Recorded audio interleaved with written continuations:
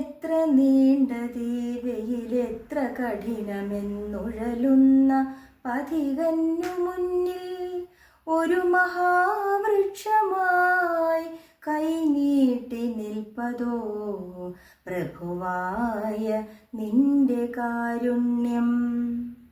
കടലുകോൾ കൊണ്ടിരമ്പുന്നു, കൊടുങ്കാറ്റു കരിനിറത്തൂവൽ കുടയുന്നു.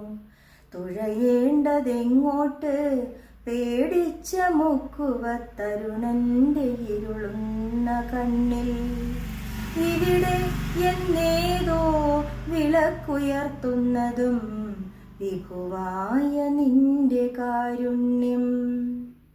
ഇനി വയ്യ എന്നുള്ളു തളരവേ വീരാ, നീ അരുമയാമൻ തോഴനല്ലോ. ഇരു കൈകളും തുല്യവേഗമല്ലോ, നിനക്കരികിൽ ഞാൻ കൂടെയുണ്ടല്ലോ. എഴുന്നേൽക്കൂ പോരാടുകെന്നുണർത്തുന്നൊരാ ഗുരുവാക്കു നിന്റെ കാരുണ്യം. വഴി തേടി അന്ധയായി അലയുന്ന പെൺപൈതലൊരു പേടിയായി വിറകൊള്ളുകേ. വരികെന്നു കൈപിടിച്ചെത്തിച്ചതും വിഭോ നിറവാർന്ന നിന്റെ കാരുണ്യം. ജ്വരതപ്തമായൊരു നെറ്റിമേലമ്മ തൻ മൃദുലമാം തൃക്കൈ തണുപ്പായി.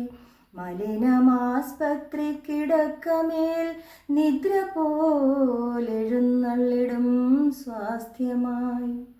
വേനലിടിവെട്ടിൽ കരിഞ്ഞ പ്രേമത്തിലും കാലവർഷത്തിൻ്റെ കനിവായി വീണുപോകൊല്ലെന്ന് താങ്ങി നിർത്തുന്നതും പ്രാണനാം നിൻ കൈകളല്ലോ.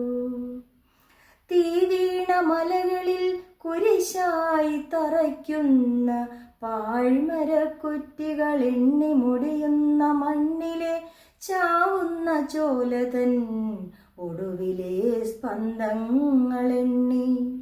കടലുപോൽ കണ്ണീരു തിരയടിക്കുമ്പോഴും കരളിന്നു തീ പിടിക്കുമ്പോൾ, അഴികൾക്കു പിന്നിലെ ഭ്രാന്തമാം കൺകളെൻ മുഖവും തിരിച്ചറിയുമ്പോൾ, വികലമായി പോവാതെ ബുദ്ധിയിൽ സുസ്ഥിരം പ്രണവപ്രതിഷ്ഠ നടത്തി നെറുകയിൽ കൈവച്ചു കാത്തു നിൽക്കുന്നതും വിഭുവായ നിന്റെ കാരുണ്യം.